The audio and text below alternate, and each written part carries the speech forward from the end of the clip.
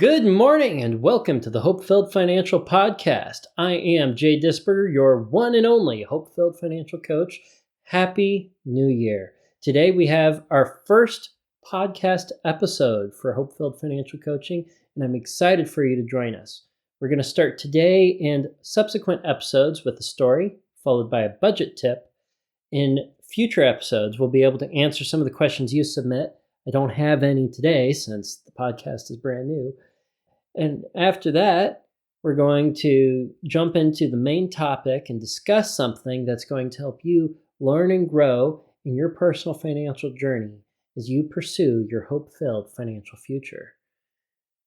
Now, being that this is a brand new podcast, you probably don't know anything about me. And the first thing I want to share with you is a story from when I was first engaged. In the church that I belong to, we have an excellent program for premarital counseling. This retreat is called Engaged Encounter. Now, on Engaged Encounter, you go for a weekend. And on that weekend, you get lessons from a young couple who is recently married, a couple who is middle-aged and has some experience, and you get advice from an older couple who's had an awful lot of experience in what it is to have a successful marriage. I want to share this with you because one of my biggest passions as a financial coach is helping couples figure out how to communicate in and around money. If you have ever listened to any material from Dave Ramsey, he often cites that money fights and money problems are the number one cause of divorce, of breakups, of separations in North America. And it breaks my heart that the core cause of separations, the core cause of good marriages falling apart is disagreements over money fights and money problems. If I can help you communicate about money with your spouse or your future spouse and do it in a way that is positive and full of hope and growth, then you can make a struggling marriage good, and you can make a good marriage great. And if I can help in even a little way on that journey, that is incredibly rewarding. And it's one thing that I am very, very passionate about as a huge proponent of marriage. When I was on Engaged Encounter with my wife, Amanda, now wife, we were engaged at the time, naturally. We went in with an expectation that there might be a bit of a money fight or a money argument. It was the one thing she was scared of.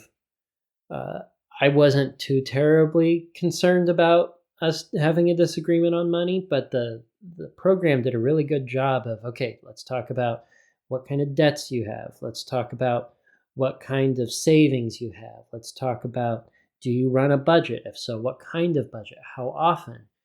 What do you prioritize in your budget? Have you talked about the things that you value? Have you talked about the things that you're putting your money toward? Where your treasure is, there your heart will be also. If you are putting money intentionally toward something that matters a lot to you, then your heart is in it. And it's important to disclose this to your spouse or future spouse so that they can understand what matters to you. Our big disagreement, if you could even call it that, was over a television. I really wanted a nice TV before we were married. I really like a nice TV. I want good, calibrated color quality. I want infinite contrast with a beautiful OLED screen, and I want to see the game with a beautiful 120 hertz refresh rate. This is just something that I wanted, that I valued, because I wanted to be not only able to enjoy that kind of screen myself whenever it was time for movie night or game day, but I wanted to be someone who could host and facilitate social gatherings that are focused in and around watching the new big movie or watching the big game. We recently moved to Kansas City. That's where we are now. And my wife's family is very much so into the Chiefs. And so if the Chiefs have a big game or they make it to the Super Bowl, then I would like to be, top of the list for hosting that party, even though I'm a Broncos fan. I digress. My wife didn't really grow up with television, didn't really have a TV at the time we were dating, and didn't really care to own a TV after we were married. So here we had a difference in values. She asked me how much I wanted to spend on a TV. Well, at the time, a really nice OLED TV was going to cost somewhere upwards of $3,000 to $4,000. She thought that a nice TV would be something in and around $500. So then and there, before we were married, we made an agreement. We made a compromise that I would wait 5 years as we saved up for a television, and I would spend no more than $2,000 on a TV. That way, we could put money toward things that were a bigger priority. Intentionally prioritize things that mattered to both of us so that they wouldn't have to suffer over a TV which is, by all strict intents and purposes, a want, not a need, even if I valued it. She found this to be very agreeable. And just recently, we did buy a TV. We got a great discount because of the way the economy was in and around TVs, but she's very happy with it. And we enjoy movie night together. We host for the games now. And I think she gets actually more enjoyment out of it than I do. Engaged Encounter also focused on one other major set of vocabulary that I took away and held on to when it came to communicating about money. This is separating your values and your virtues. Now, something you value, in Engaged Encounter's definition, is something that you are willing to give up. Again, if you value something, you are willing to give it up in part or in whole in order to sacrifice for a greater good. You're willing to make a compromise on something you value. When it came to the TV, my want for a TV, it was something I valued. It was not something that my wife valued. A virtue, in contrast, is something that you are not willing to sacrifice, in part or in whole, when it comes to a compromise. This would be if you were engaged and you were talking with your future spouse about something and they said, "Oh, we can't do that. Whatever that is, that virtue that you have, we can't do that. I don't want to do that." Oh, that's a no. Well, that would become a deal breaker if it's a genuine virtue. Virtues should be far and few between. There are a lot more values in your life than there are virtues. When it comes to personal finance, it's very important to know not only your values and virtues in your day-to-day life, in your day-to-day purchases, but the values and virtues in every facet of your life. And it's important to recognize what virtues exist that help lead individuals to immense and intense success. In personal finance, the most important virtue that I can think of, the very core foundation to all personal financial decisions, is frugality. And I'll save that for when we continue on our main topic. But for now, we're going to jump into the budgeting tip of the day. Okay. When it comes to your budget, if you're following the HopeFilled Financial Guidance, or Dave Ramsey's plan for that matter, you're probably familiar with the zero-based budget because it's the first podcast I'm going to explain a little bit about what the zero-based budget is. In a nutshell, it's when you can put your income at the top of the budget, list out all of your expenses in as much detail as you want. It could be simple, it could be really in-depth. doesn't matter. You list all your expenses. When you list your expenses, that's going to include items that you're saving for and debts that you're paying. If you take your income and subtract every single one of those expenses, every single item indicating how much you plan to save for certain things, you should get zero. The effect of this zero-based budget is that you have assigned every single dollar omission. Every single bit of your income, down to the dime, is given a purpose, and it is assigned something to go do. And today's budgeting tip is it is okay to give your dollars a mission that isn't perfectly defined. Now, this might be in contrast to what you think of when you think of a zero-based budget, or if you're just starting out with the zero-based budget. Why can't everything just be exactly where I want it to go? Well, things pop up that can't be predicted. No matter how good we are at planning, no matter how good we are at knowing what we have coming up in a given month, we're always going to have something that we did not expect. And that little something is something that could be cash flowed. It's not something that you need to pull out money from your emergency fund to handle. It's not something that you necessarily need to pull out of savings to cover. It's something that you could cover in the day-to-day. It could be a small necessity. It could be, oh, I ran out of toothpaste.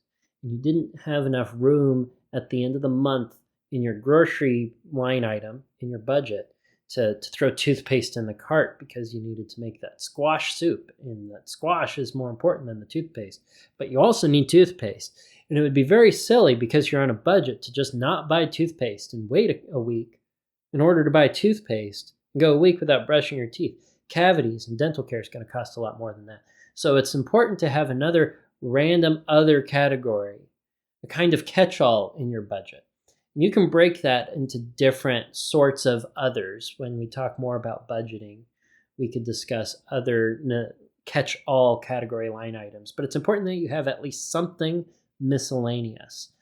The caveat to having a miscellaneous category, let's say you have just one miscellaneous line item in your budget, is if it starts to accumulate the same sort of expense over and over and over again. It's something that you can see recurring every other month or even every month, and it just keeps ending up in the catch-all because it doesn't have a spot somewhere else.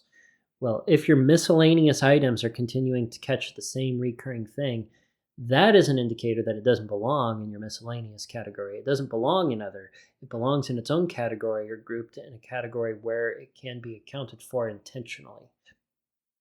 I track how much our miscellaneous spending is, and I look at how much that other category accumulates. And I look at the average over a year and say, okay, it's about this. And I know I need to budget that or a little over that each month in order to catch all the little miscellaneous things that I can't possibly account for when we're sitting down and having a budget meeting. This is the part of the podcast where we would typically cover an answer to one of your questions. I got to talk a little bit about the budgeting tip at length without a question. But if you have a question that you want answered on the podcast, please go to our Facebook page. That's going to be HopeFilled Financial Coaching's Facebook page. And send us a message there with your question. Say, I have a question for the podcast. And then be sure to outline your question in as much detail. And if your question gets picked, we will message you back and tell you, hey, your question is going to be answered on this episode of the HopeFilled Financial Podcast. Now, on to our main topic.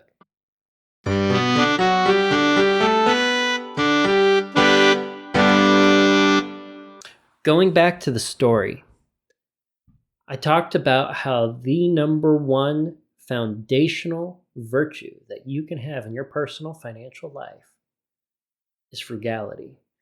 Now, frugality for me, when I first heard frugality, I thought of someone like Scrooge McDuck. I thought of someone like Ebenezer Scrooge. I thought of a penny pincher. I thought of a miser. I thought of someone who was consumed with the love of money. I also thought someone who would be too cheap to have fun with their money. Back when I was in school, I developed the spending behavior of someone who enjoys spending. Spending money is exciting. I'm also the financial nerd in my heart, which is an interesting combination of behavior. To be someone who nerds out about the numbers and the math behind personal finance, but also really enjoys spending. And I thought frugality was an attack on my ability to go out and have fun, my ability to go and spend freely. What I found as I've gotten older and as I've talked to clients, as I've talked to family and friends, is that frugality means something more than that. Frugality, as I define it, as HopeFilled Financial Coaching defines it, is the intentional practice of prudent economy. Again, that's 4 words, the intentional practice of prudent economy. These 4 words each can be broken down, reflected on, and then projected onto your situation. And you can ask yourself, am I being intentional? Am I practicing my intentionality? Am I practicing frugality? Am I doing so with prudence? Am I exercising wisdom with my financial decisions? And am I doing so with economy? Am I doing so in a way that is efficient, in a way that helps me maximize my happiness for every dollar that goes through my checking account? Am I economically maximizing the utility of the money that I'm spending on my needs, the things that I need to continue living in my day to day? Am I doing so efficiently? Now, in the next 3 podcasts, we're going to focus on each one of these words in the definition for frugality. Again, that's intentional practice of prudent economy. And today's main topic is going to be delving into the intentional part of frugality. Going back to the TV story, I wanted a very expensive TV. I thought it was going to be very exciting to go and spend that money on the TV and have the TV at a central focal point of hosting experiences. When we made a compromise, when my wife and I made a compromise where I would spend less than $2,000 and we would wait a certain amount of time at most before we had the money, saved the money, spent it on a TV. What we had done there is we made an intentional plan. More than that, we wrote it down in our notebooks from that retreat. We wrote down that we were going to pursue purchasing something that I valued. We discussed exactly when that was going to be. We wrote that down. We wrote down how much it would be. And we agreed to that. That was our compromise. We were both very happy with it. When we finally did buy the TV, I didn't feel any buyer's remorse in buying it. And even though my wife probably could still do perfectly without a television, she doesn't feel any sense of remorse, buyer's remorse, or we could have spent that money on something that she valued more than the television set. She knows, because we talked about our values and virtues on that engaged encounter, that it was something that mattered to me. And because we made an intentional plan, it was good enough for her to let us together pursue something that I valued. If she had something that she really wanted, and I wish I had a good example, but examples for things that my wife wants are farther and fewer between because she just doesn't like spending money. She likes to save money. I guess you could say the thing she values is saving money. If there was a time it was like, we really need to be saving for this, and I wanted to spend on something else, I need to be willing to compromise in order to support what she values, just like she's able to compromise and support what I value. and do so intentionally. Now, intentionality can be flimsy in the way that you define or treat intentionality. You could be out shopping. Let's say you're rolling through the grocery store and you find some very festive New Year's Eve party hats and like those little blower things and the poppers. You may not be throwing a big New Year's Eve party. You may even be going to someone else's party, but you see them there. You're like, oh, that would be fun for the new year. I'm going to buy those. Well, you very intentionally said, those would be fun. I want those. But you didn't, before going into the store, say, okay, I'm going to go buy some party stuff for the new year. I'm going to go and make sure that we have something festive and sparkly to celebrate 2023. So how early do you have to plan something for it to be classified as intentional as opposed to an impulse purchase? And this is something that is very important for us to define, because if we don't tack down what it is that defines intentionality, then we could rationalize any of our decisions, even those that are made spur of the moment on a whim, as having been intentional. We did them. We actively moved to making those purchases. So how do you break up purchasing things without advanced thought and purchasing items with intentionality? In my opinion, in my reflection, in what I have seen that leads people to hope-filled financial success, that separation is having written that desire, that intentional purchase down ahead of time, before pursuing it, before going out to the store, before you check the bank account, how much is in there? Am I going to be able to buy this? This is at the start of the month, writing your budget. In order to be intentional, you need to be writing a budget.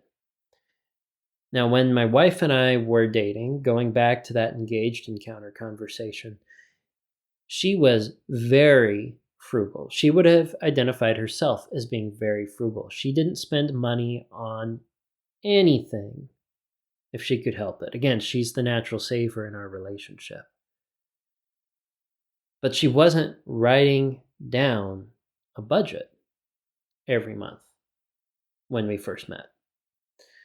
So how does that jive with the definition of intentionality, that you have to write down your plan in order to be intentional?